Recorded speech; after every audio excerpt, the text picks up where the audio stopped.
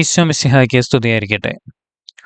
ഊട്ടുതിരുനാളുകളുടെ ദൈവശാസ്ത്രപരമായ അർത്ഥം എന്താണ്? ചിലപ്പോഴൊക്കെ നമ്മൾ സ്വയം ചോദിച്ചിട്ടുള്ളതും അല്ലെങ്കിൽ മറ്റാരെങ്കിലും നമ്മളോട് ചോദിച്ചിട്ടുള്ളതുമായ ഒരു ചോദ്യമാണിത്.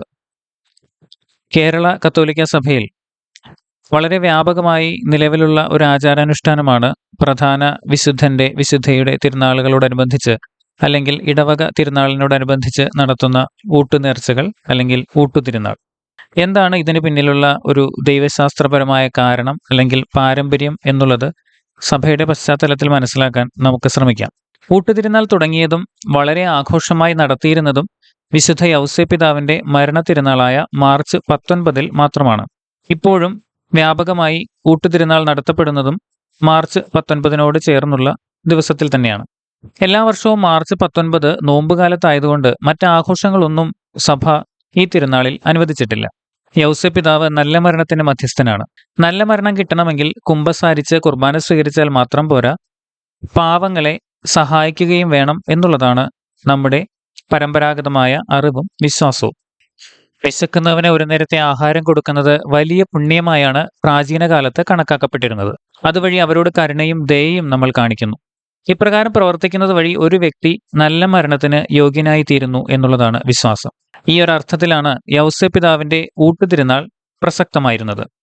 എന്നാൽ ഇന്ന് അത് കുറെ കൂടി വിശാലമായ ഒരർത്ഥത്തിലേക്ക് മാറിയിരിക്കുന്നു എന്ന് തന്നെ പറയാം. എല്ലാ തിരുനാളുകൾക്കും തന്നെ ഊട്ട് നടത്തുന്ന പതിവ് തുടങ്ങിയിട്ടുണ്ട്. അത് ഇടവകാംഗങ്ങളുടെ കൂട്ടായ്മയുടെയും പങ്കുവയ്ക്കലിൻ്റെയും അടയാളമായും കൂട്ടായ്മ വളർത്തുന്ന മാധ്യമമായും കണക്കാക്കുന്നതിൽ തെറ്റില്ല. എന്നാൽ മത്സരബുദ്ധിയോടുകൂടി ഊട്ടുതിരുനാൾ നടത്തി അത് ആഘോഷത്തിൻ്റെയും ധനസമ്പാദനത്തിൻ്റെയും മാർഗമാക്കുമ്പോൾ അതിൻ്റെ ചൈതന്യം നഷ്ടപ്പെട്ടു പോകുവാൻ സാധ്യത ഏറെയാണ്. മറിച്ച് കൂട്ടായ്മയുടെയും പങ്കുവയ്ക്കലിൻ്റെയും അടയാളമായി കണ്ട് ഇടവകാംഗങ്ങൾ ഒരുമിച്ച് പാവപ്പെട്ടവർക്ക് അന്നം കൊടുക്കുമ്പോൾ അത് സ്വീകാര്യമായ ഊട്ടുതിരുനാളായി മാറുന്നു. ഇന്നത്തെ മാറിയ കാലഘട്ടത്തിൽ ഊട്ടുതിരുനാളുകൾ നമ്മുടെ ഇടവകയുടെ കൂട്ടായ്മയെയും ഊഷ്മളതയെയും വർദ്ധിപ്പിക്കുന്ന സാഹചര്യമുണ്ടാക്കണം. അതുപോലെ തന്നെ പുരാതന കാലത്ത് അത് തുടങ്ങിയ പ്രഥമ ലക്ഷ്യം നിറവേറ്റുന്നതുമായിരിക്കണം. അതായത് ഒരു നേരത്തെ ആഹാരത്തിനായി കഷ്ടപ്പെടുന്നവർ ഉണ്ടെങ്കിൽ അവർക്ക് അന്നേ ദിവസം ഭക്ഷണം എത്തിക്കാനും ഭക്ഷണം കൊടുക്കാനും സാധിക്കുമ്പോൾ അത് ഒരു അന്നദാനമായി, നേർച്ച സദ്യയായി മാറുന്നു. അതുകൊണ്ട് പണസമ്പാദനത്തിനോ പേരിനോ പെരുമയ്ക്കോ വേണ്ടിയോ ആൾക്കൂട്ടത്തിനോ വേണ്ടിയോ നടത്തുമ്പോൾ അത് ഉചിതമോ സ്വീകാര്യമോ അല്ല. മറിച്ച് ഊട്ടുതിരുനാൾ അതിൻ്റെ പ്രഥമ ലക്ഷ്യത്തിലേക്ക് മടങ്ങുന്നതായിരിക്കണം. ഇന്നത്തെ മാറിയ കാലഘട്ടത്തിൽ ഒരു നേരത്തെ ആഹാരത്തിന് വേണ്ടി കഷ്ടപ്പെടുന്ന ഒരു വലിയ ജനവിഭാഗത്തെ വിളിച്ച് ഊട്ടു സദ്യ നടത്തുന്ന ഒരു പതിവ് മാറിയിരിക്കുന്നു. അതിനേക്കാൾ ഉപരി അത് ഇടവകയുടെയും അയൽ ഇടവകയുടെയും അല്ലെങ്കിൽ ചുറ്റുമുള്ള ജനസമൂഹത്തിൻ്റെയും കൂട്ടായ്മയുടെ ഒരു തിരുനാളായാണ് മാറിയിരിക്കുന്നത്. എങ്കിൽ കൂടി അതിൻ്റെ പ്രഥമ ലക്ഷ്യത്തിൽ നിന്ന് വ്യതിചലിക്കാതെ ഊട്ടുതിരുനാളുകളെ ആത്മീയതയുടെ നിറവിലും അതിൻ്റെ ഉദ്ദേശത്തിൻ്റെ നിറവിലും മുൻപോട്ട് കൊണ്ടുപോകുവാൻ ശ്രമിക്കണം.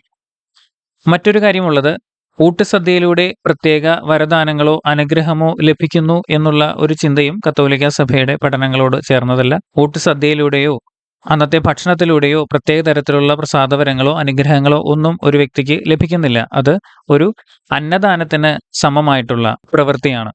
ഇത്തരത്തിൽ വേണം ഊട്ടുതിരുനാളുകളെയും ഊട്ടുസദ്യകളെയും കത്തോലിക്ക വിശ്വാസമനുസരിച്ച് നാം മനസ്സിലാക്കാൻ.